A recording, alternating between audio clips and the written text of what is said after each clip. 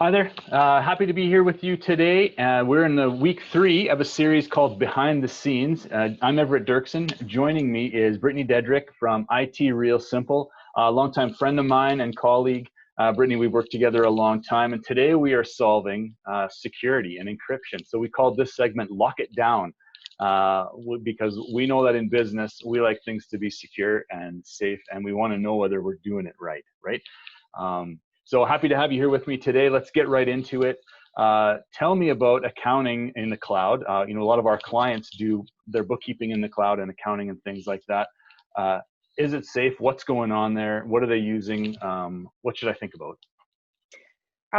Well, the accounting cloud software actually has your back for the most part. They are so secure, and with using multi-factor authentication, they force that on you. You have to use that.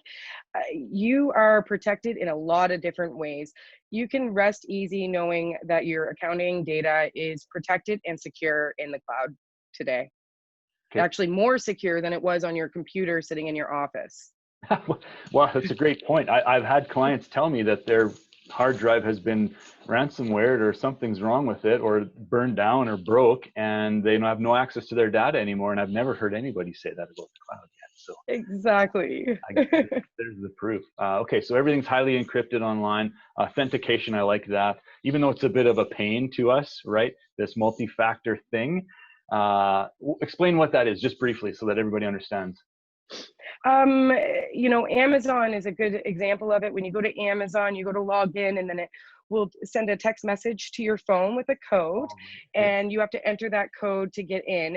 A lot of different places are doing that nowadays, and it is the ultimate protection to make sure that you are the person that is logging in. Yeah. Oh, I love that. We're all nervous about somebody logging in as us, right? So that kind of gets away from that fear. Okay. How do I know, if changes are made? Let's say I have a team of people working in the cloud on my bookkeeping and different things like that. How do I know who's making changes and things like that? Is it trackable? Is it, can I identify that? That's the beauty of the cloud software. Not only can you have multiple people logging into it at the exact same time, you're sharing live data, up-to-date data, seeing the changes as they're made. You're also seeing who made those changes with audit logs. Super important to know who made what change and when, if there was a mistake or something. Yeah. No, that's awesome. And so, maybe one of the things out of that is when all those people are looking at my data, are they all using the same version? Like, is all the same data in the same place and they're just all looking at it at the same time? Or are they using different types of software for it? No, they're all looking at the exact same thing at the exact same time and using the same version of software, which is pretty much heaven for IT people. To have everybody on the same version of the software, it's very important. So I guess what you're saying then, when I'm working on something in the cloud, and I don't have to always be working on version 2020.2.4693 and make sure everybody else is doing the same thing. We're all sharing the same beautiful thing, right? The accounting cloud software is doing that stuff for us behind the scenes. So kind of bring us back to our first one, but they're all doing all of that for you, and you don't have to pay an IT company anymore to do those updates. Yeah. And then it allows us and frees us up to do a little bit more important things like your efficiencies and processes and focus on those rather than having to focus on updates to your accounting software, right?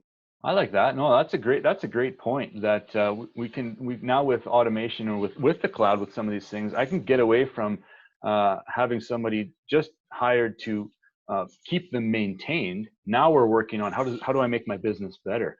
What processes are behind the scenes? What other software can help me be more efficient or attract more customers or things like that? That's a great point. I love that. That's awesome. It's actually making me more money as a business owner rather than just feeling like something that I'm paying for, right, all the time. Absolutely.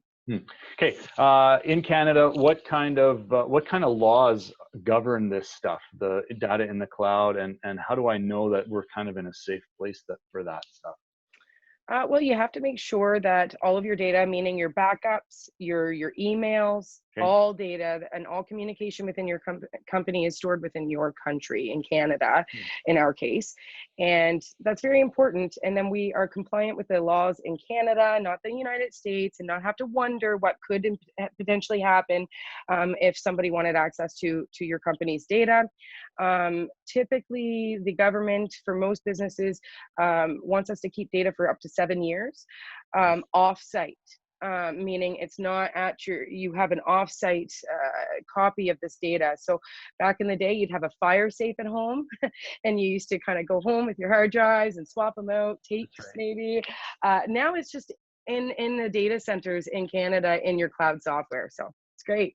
That's awesome. You know, the other day I was cleaning my office. I found one of those little, was it a 3.5-inch disc or something like that? Tiny little thing. And I'm like, wow, I wonder where I would even plug that in anymore. Who knows what's on there? I don't want to say, but okay. Frame it. That's right. I will frame it. Yeah, that's a great idea. Okay, so we've got to keep that data. It lives on the cloud, and it's safe there, and is there for forever, right? There's not a 7-year limit on where my stuff is sitting on in the cloud, right? No limits anymore. Yeah, so I can go get that data anytime I want. Love that. Yeah, that's great. Tell me about online payments, right? We're all super nervous, not super nervous. We can be nervous about online payments, putting my credit card online, clicking this button, doing that, signing this proposal, all those kinds of things. What's going on there? Is it safe? Totally depends on what platform you're using and where you're clicking, you know. So there's little things and that you need to know, like when you're on a website, is there a little lock in the top corner beside the www? The little lock says it has an SSL security to that website, and it means that data that you input is encrypted and extremely, so there's a little tiny lock that a lot of people don't know to look for. So look for the little lock when you click on a link and you're about to enter your credit card. And if there's not a lock, it will actually say insecure now, and the little lock will be opened, not locked, and stay away from that site. Do not enter your credit card on a site that it does not have a lock. Oh, that's a great tip. I love that. Yeah. I'm going to start just not paying for everything all the time anymore. That's great. Cool. Okay, so it's safe there when I do that. So that's a great idea, something to look for. Also, you know, when I get an email from somebody saying, hey, your banking info, you need to log in to do this and this and this. What should I look for there? I'm nervous about those emails. Well, first off, make sure that you actually do banking with whoever you're getting the email from. No, there's little things to look for in emails too. Who is the from? You know, see a company like CIBC or Royal or Bank, you know, any of those, they're going to always send emails from CIBC.com. They're not going to send emails from, you know, at you know, joeblow.com and stuff like that. So look for who that email's from and the content in it. Does it look legit? Don't just click on a link if it's in there. And pick up the phone and call your bank if you're not sure, or whoever you're getting the email from. If it's Amazon, if it's iCloud, whatever, they're there to pick up the phone, call them. Did you send me this? Right? Awesome. Yeah, cool. Okay, so let's finish it up with, how does IT Real Simple, IT, you know, managed services business? You do this stuff all the time. How do you look after these things for me when I'm a client of yours? We have managed services running on all of your devices, and notifications coming into our system that notify us, create a ticket, and a technician, an expert, is assigned to that issue preemptively. So if there's a virus attack coming to your computer, we know about that before you do, in most cases. Yeah.